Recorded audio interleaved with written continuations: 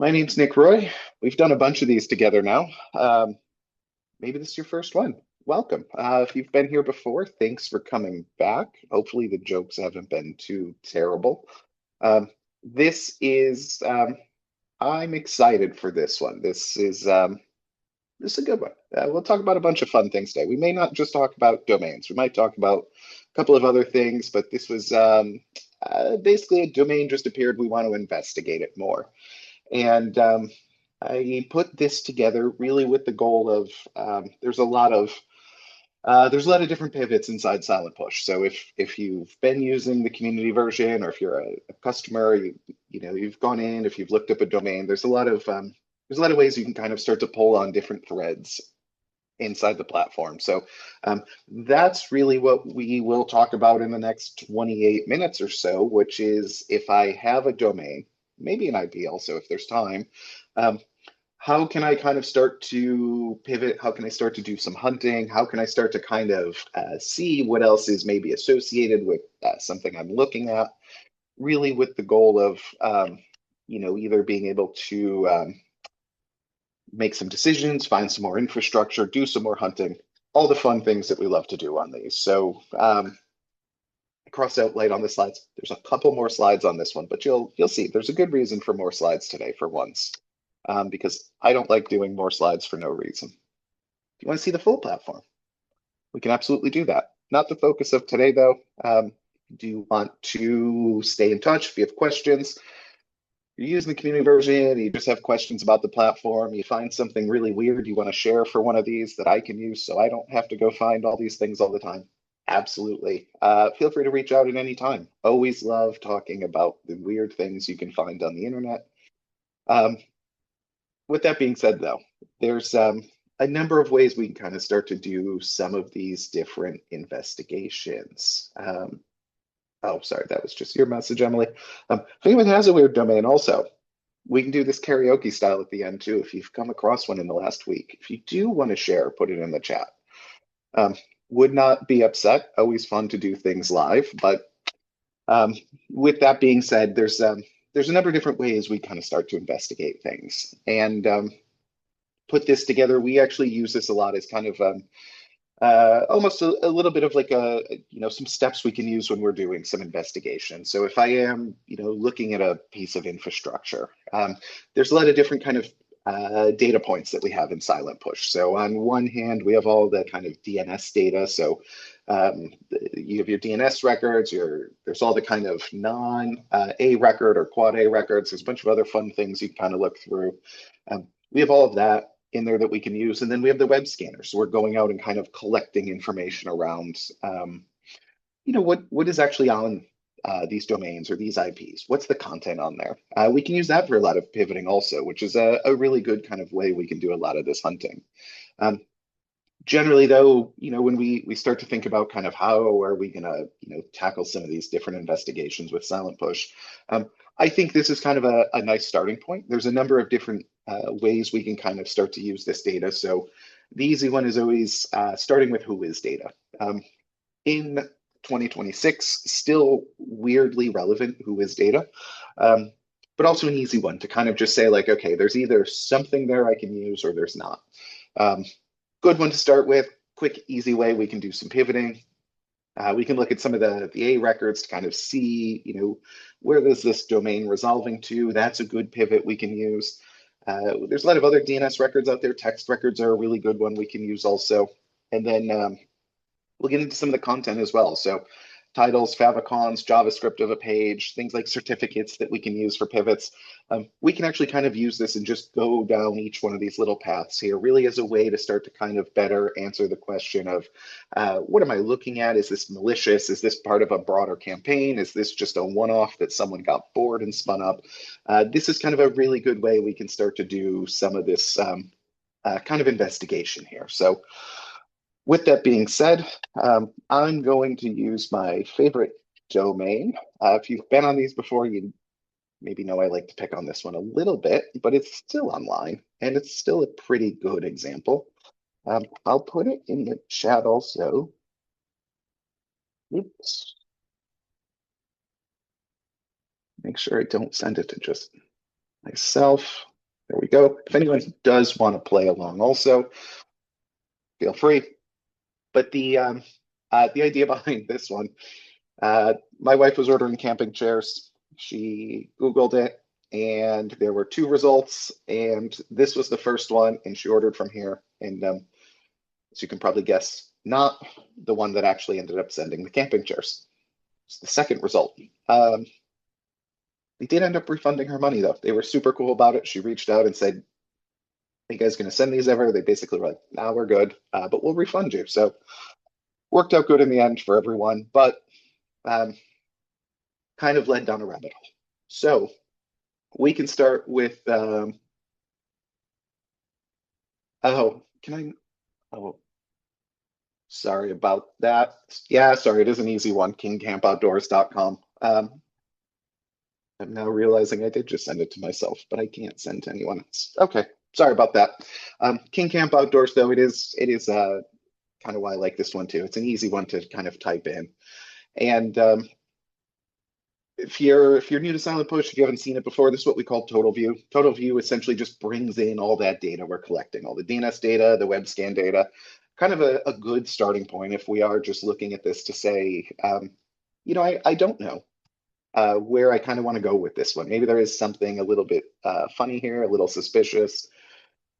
And as we kind of go through, there's a number of ways we can kind of start to pivot on this. If I come down to the bottom here, it's we can see this kind of domain-wide view here. We can see some of these DNS records. This is actually a pretty good starting point. So before we even turn on the domain-wide view, we just have the root domain set here. So kingcampoutdoors.com. Part of the way we gather our DNS data, we do this a little bit differently. We are not using passive DNS data. We actually actively re-resolve every domain we know about at minimum of every 24 hours. So certain parts of the internet, we do it a little more frequently, but at a minimum of every 24 hours, we actually re-resolve every DNS record that we have or every domain we know about. The goal really is we want to start to understand kind of what's new and what's changing. We don't want to wait for someone to click on a link to find out something changed. We want to keep doing this continuously so we can see these changes a lot faster. The kind of benefit of this also is we can start to find things like this. This is a really good example, which this one has been around for a very long time now, but a lot of times if you're doing an investigation, you start to see something like this where you say, okay, I have a domain. They fronted it with Cloudflare. That's a tough pivot. If we pivot on this IP, you can click on this 23277, brings up our context menu.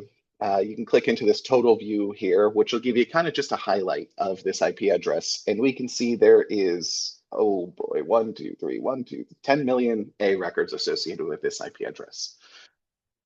That's a tough one. Not going to look through that. So what we can start to do though is we can start to kind of use this history where we're always kind of actively re-resolving. We actually see this a lot. Someone kind of stands something up a couple days later, maybe they front it with Cloudflare. It's hard building things, infrastructure is tough. I still can't get it right after 15 years, but we kind of look through the history here and say, you know what though? They were hosting back on AS Chupa. If I was a betting man, I'd bet that's actually maybe where they're still hosting.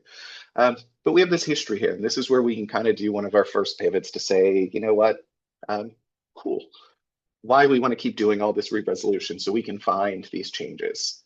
And in this case, if I come into my my total view here, I can pivot on this. We can click on 4577, bring up my little context menu, and open this one in a new tab just to make it a little bit cleaner. But we can start to kind of do some of these pivots in here.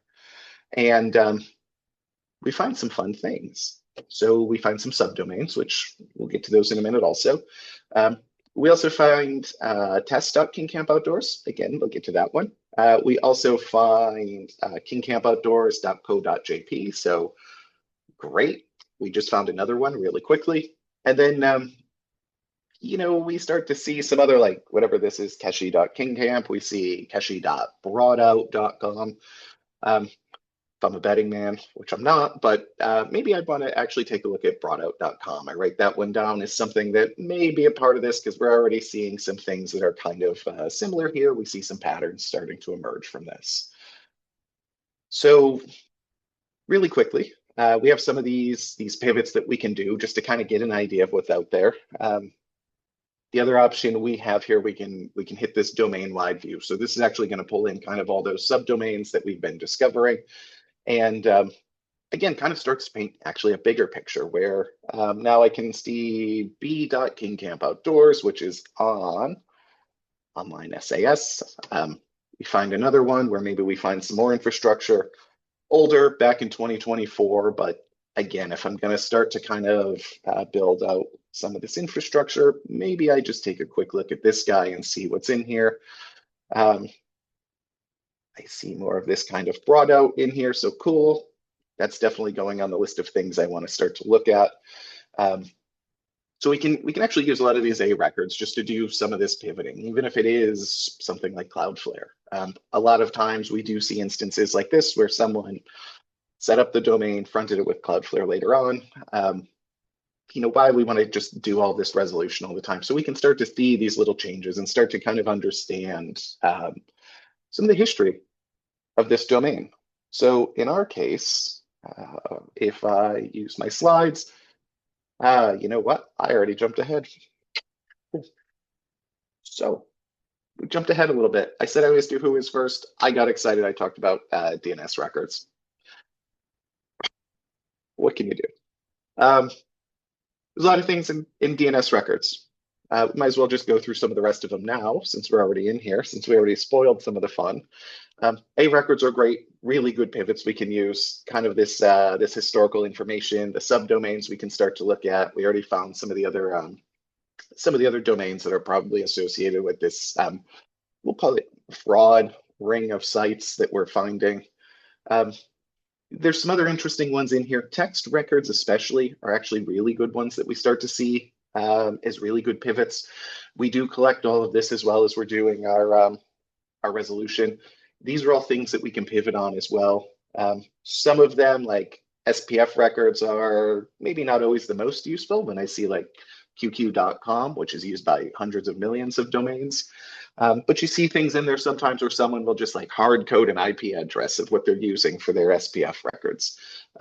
Cool, that's actually a really good one I can pivot on. That's a lot more specific. Site verification is another one. Sometimes we see people just get lazy. They actually reuse some of these like site verification tags. They reuse just some of the ways they're spinning this up. These are all actually things that you can pivot on as well. So in this case, if I want to pivot on site verification, we generate a hash. We can always just say, show me, I want to do a reverse lookup. Show me any other sites that have this particular text record. In this case, King Camp Outdoors, they did do things a little bit right. They didn't reuse their Google site verification, but we do see a lot of times where you can actually do a lot of discovery just off of text records. Either someone sets something up and they kind of forgot about it a long time ago, or they're just lazy, they reuse things. Text records are actually a really, really interesting way we can do a lot of this kind of hunting and pivoting in the DNS records outside of the traditional kind of like A records or quad A records.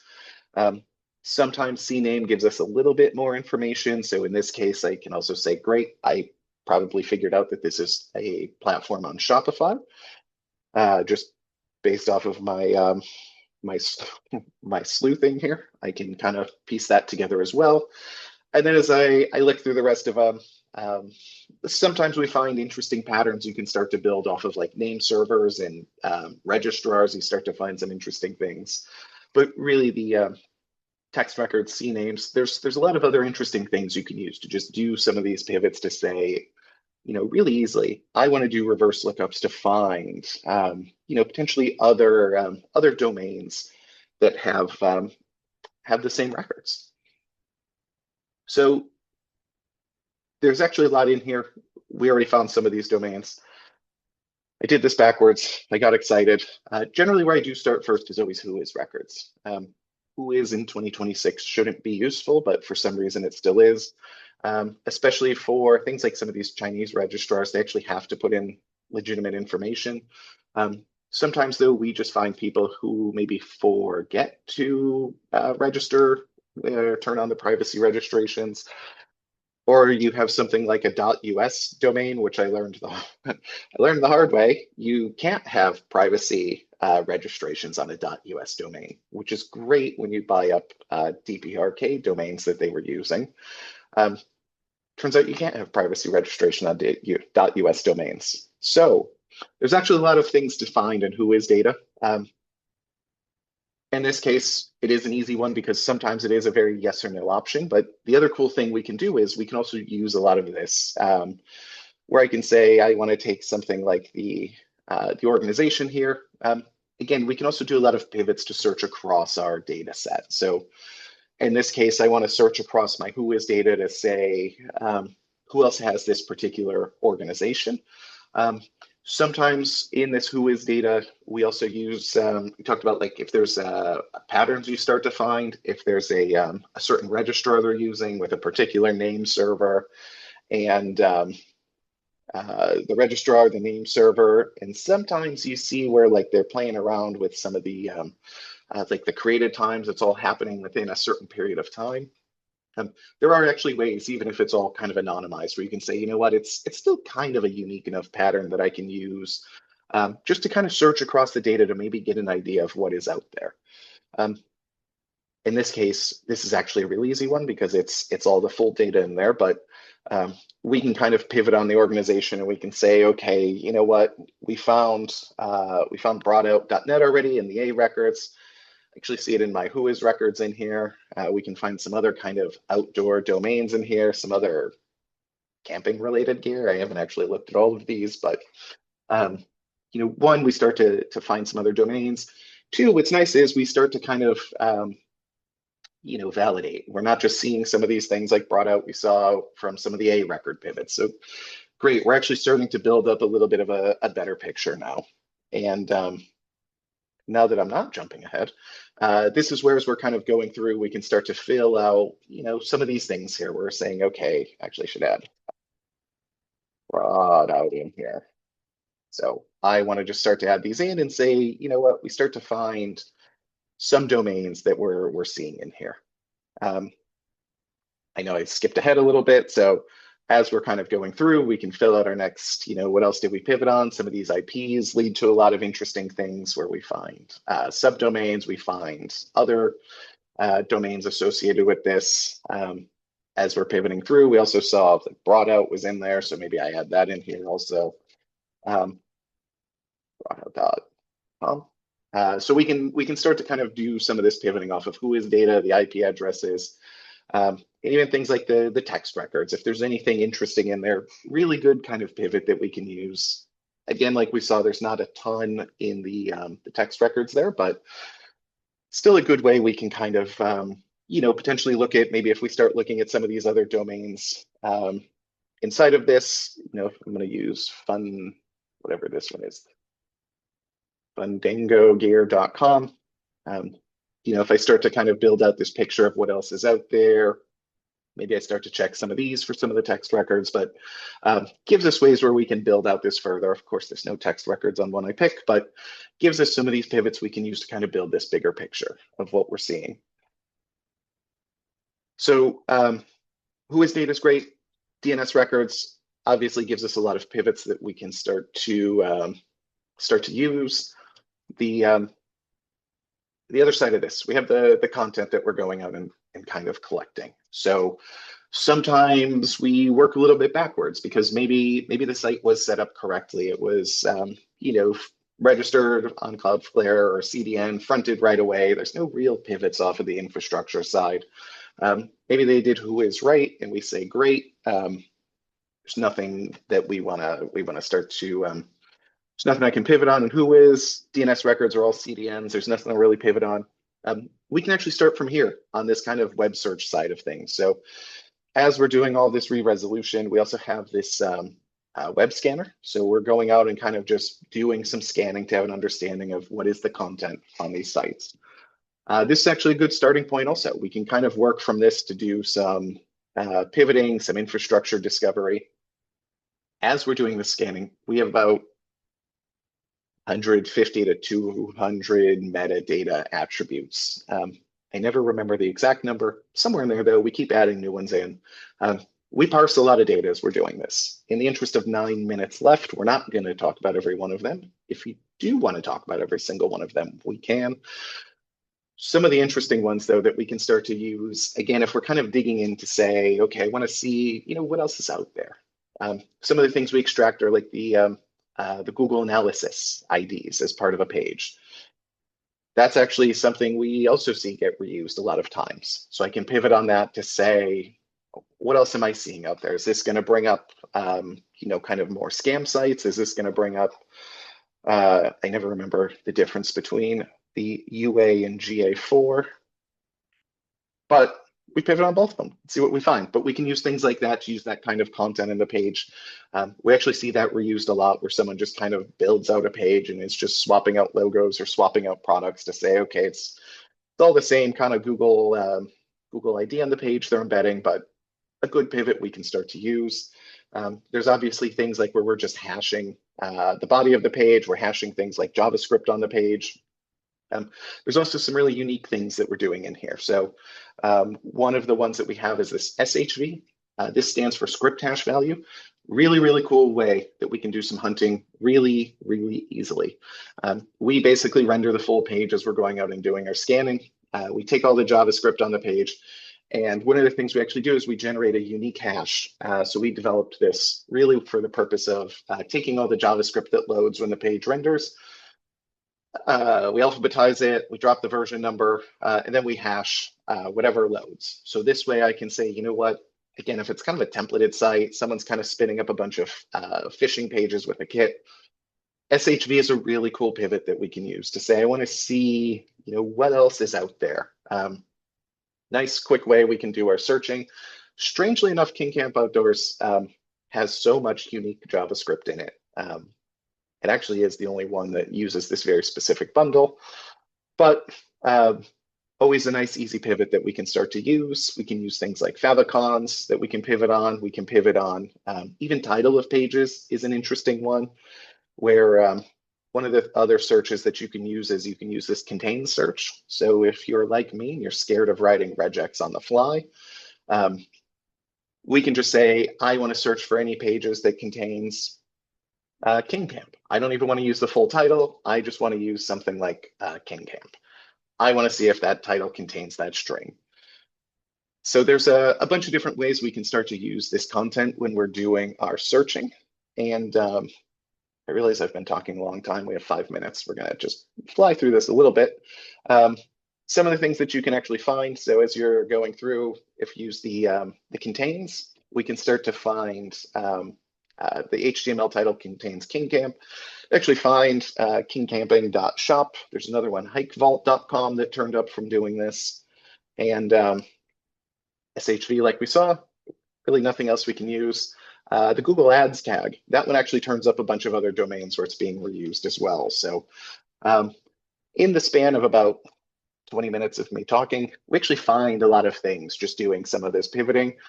Digging into a lot of these, they're all kind of the same idea of just kind of scammy little websites that are trying to separate you and your money. The last one, we can also pivot on certificate data. So one of the things we also have, we have a certificate tab that's also just in these web scan results. We do have certificate data that you can use and pivot as well. So there are some interesting things in here. CHV is probably the first one that I always use because this actually takes all the fields, like the SHV, we generate a unique hash. CHV is the same idea. We're generating a unique hash based off of certificate data. So if I want to pivot off of that, that's a really good one I can use. But we can also just use some of the, some of the individual fields. If I want to pivot off of even, combination of certain things, if I want to use the issuer common name YE1, and maybe I want to just add in something like, I want to take, let's just do it this way. I want to just say certificate sans, the alternate contains King Camp.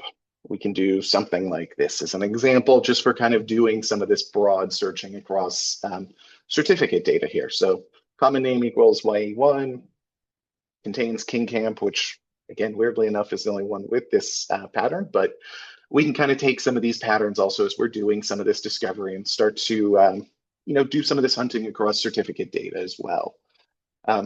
So it does turn up a lot of interesting things as we're going through and doing all of this. But it gives us a nice way. Like I said, there's a lot of little threads we can pull out in Silent Push.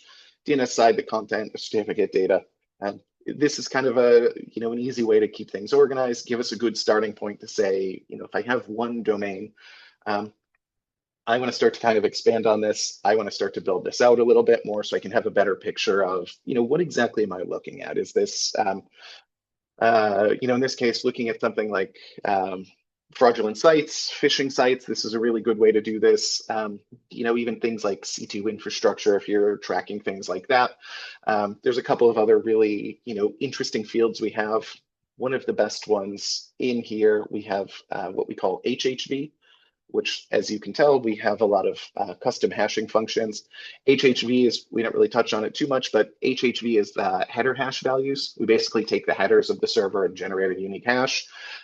Really good for doing a lot of like C2 infrastructure tracking as well. So a couple of little things maybe we swap out for if we're doing like C2 tracking versus, phishing or, scam websites like that. But, we can follow that same kind of pattern of just going down these individual paths, see what we find. If you are into building anything in like SOAR playbooks, we actually have automated a lot of this also because really it does turn into kind of a nice workflow where we can say, okay, even if I just have something like a domain I'm starting with, great, my alert triggers, I send it over to something like my SOAR platform. There's quick, easy pivots we can use. If I want to start to kind of enumerate a lot of this faster, all of this is API accessible, and there's some fun things that we've done with that. So we have 2 minutes left. I think we'll cut it there. We can maybe, if anyone's interested, we can do the same thing for like IPs. We can just run through this one super quick, but this was just looking at one IP. We can do same kind of thing. We can do reverse lookups. You can search across like /24s inside Silent Push, which actually is a really neat way for doing some searching. So if you are even just looking at something like an IP address, one of the searches we do have in the last minute is a fun trick because I always like this. We have this domains hosted on a server under DNS data. And what we can start to do, nope, I always do this the wrong way, domains hosted on IP. You can take something like this IP. You take any IP, do a .0, netmask is /24 if you want to look across the entire subnet. Really good little trick also if you're kind of like, hey, I want to know, I see something bad. What else is out there kind of in this /24? Is this, kind of a garbage piece of the internet? Is it a legitimate hoster? What is this? In this case, it was a Russian provider anyway, but you can just open up some of this searching a little bit also, really to say like, okay, some of these that are just popping up right now. I had one IP, if I open up to the /24, like this is probably a bit of a free for all for just the eye test of like what we're seeing in here. So there's a lot of ways we can just do some of that to say like, yeah, this is probably bad. But that takes us to 30 minutes. So with all that being said, thank you everyone for hanging out for 30 minutes. If you have questions, you want to talk more about this, let me know. I think we send out a follow-up email or something, but always happy to chat. Nick@silentpush.com or LinkedIn, Twitter, whatever. Anything works. That's all. Hopefully we'll see you in the next one. So thanks, everyone.